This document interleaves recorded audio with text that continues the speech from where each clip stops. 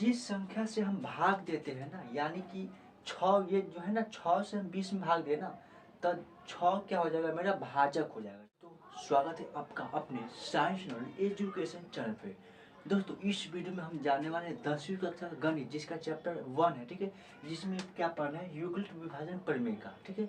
आखिर ये क्या होता है, कैसे बनते हैं, इस पे सवाल हम ये इस वीडियो में हम ये सारे जानेंगे, ठीक है। देखिएगा, तो सबसे पहले ये यूक्लिड विभाजन प्रमेय का जानने से पहले थोड़ा सा आपको जो है ना एक पॉइंट जानना होगा, ठीक है, जो आपका जो है ना आपको शायद ये आता भी होगा, ठीक है। देखिए, जैसे में क्या होता है कि हम किसी भी संख्या को किसी संख्या से भाग देते हैं, ठीक है। जैसे में एग्जाम्पल लेते हैं, हम 20 कोई संख्या है, ठीक है, और 20 में क्या कहते हैं, हम 6 से भाग देते हैं, ठीक है, भाग देते हैं ना।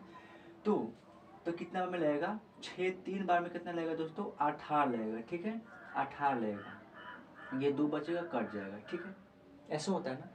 तो जिस संख्या से हम भाग देते हैं ना, यानी कि 6, ये जो है ना 6 से हम 20 में भाग देना, तब 6 क्या हो जाएगा, मेरा भाजक हो जाएगा, ठीक है।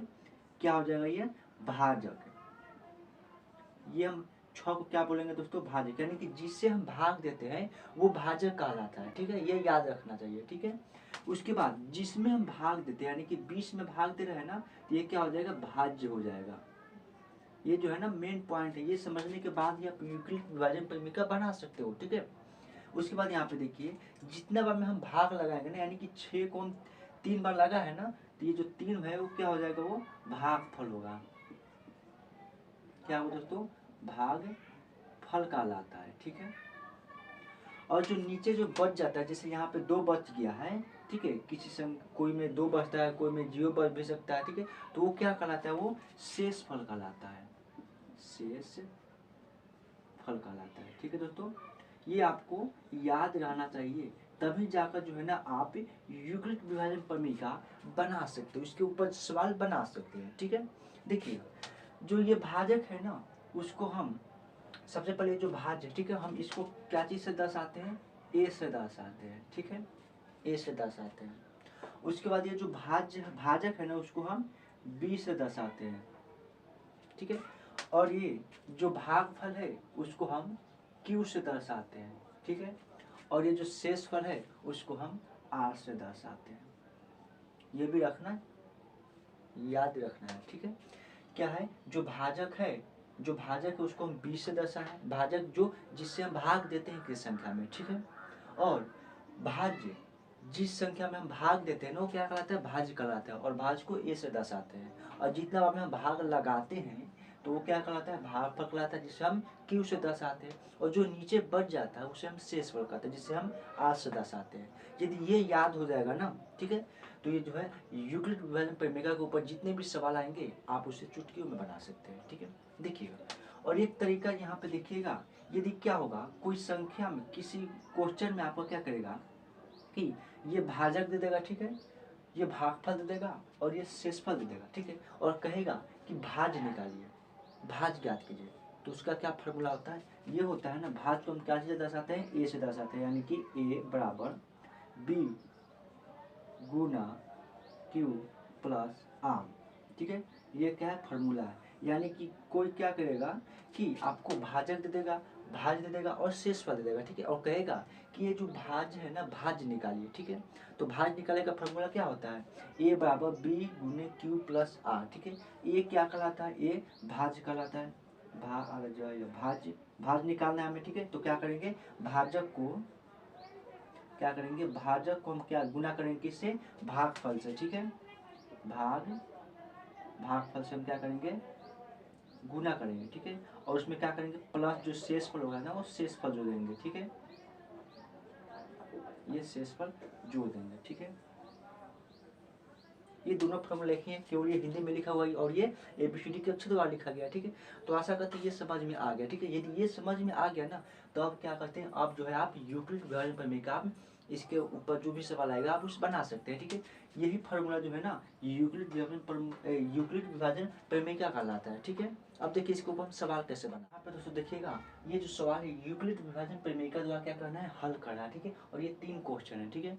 अब इसको हम कैसे हल करेंगे, देखिएगा, जो यही देखिएगा, यहाँ पे हम जो फार्मूला बतलाए थे ना आपको, एक फार्मूला बतलाया था, ठीक है, और उसी फार्मूला पर ये क्या करेगा, वो बन जाएगा, ठीक है।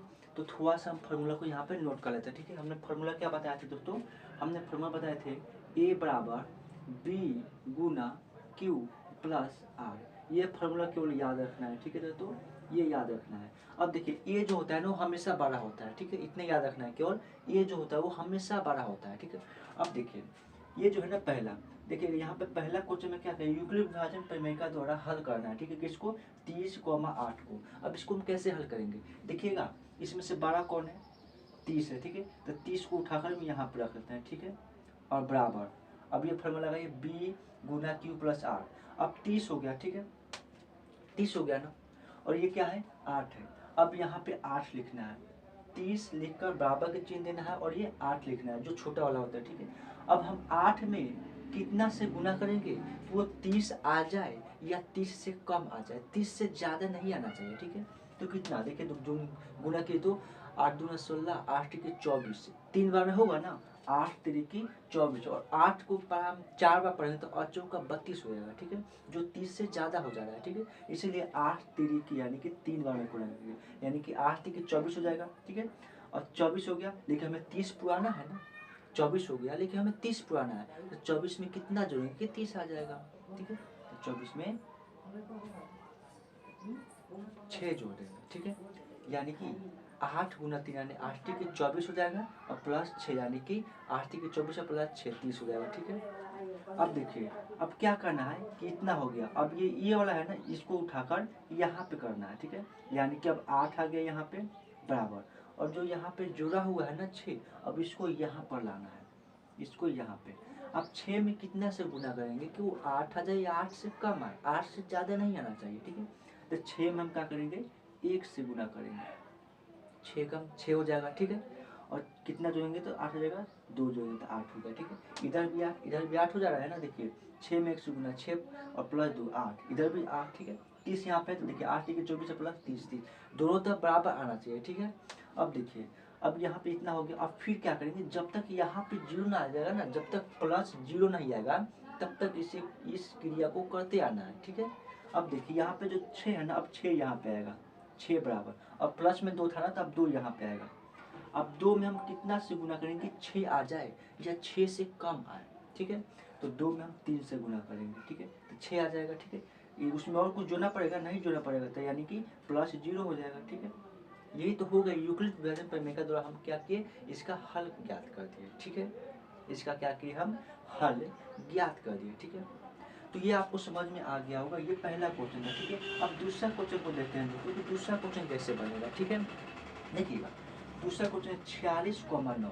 अब इसमें बड़ा कौन है, 46 है, ठीक है, ये पहला का था और ये दूसरा का था, ठीक है। 46,2 तो 46 है, 46,9 है ना, 46 से बड़ा है तो 46 को बराबर ले लिए, ठीक है, बराबर, छोटा कौन था 9 था, ठीक है। अब यहाँ पे 9 इसको ले लिए, अब 9 में कितना से गुना करेंगे, 46 आ जाए या 46 से कम आ जाए, ठीक है। देखिएगा 9 का 9, 9 दूनी 18, 29 27, 9 चौका 36, और 9 पचे 45, 5 बार में आ रहा है ना, 9 पचे 45, अब 45 इधर पूरा है, ठीक है, लेकिन इधर तो 46 है, इसमें और कुछ जोड़ना पड़ेगा ना, तो प्लस 1 जोड़ेंगे तब ना होगा 46, ठीक है।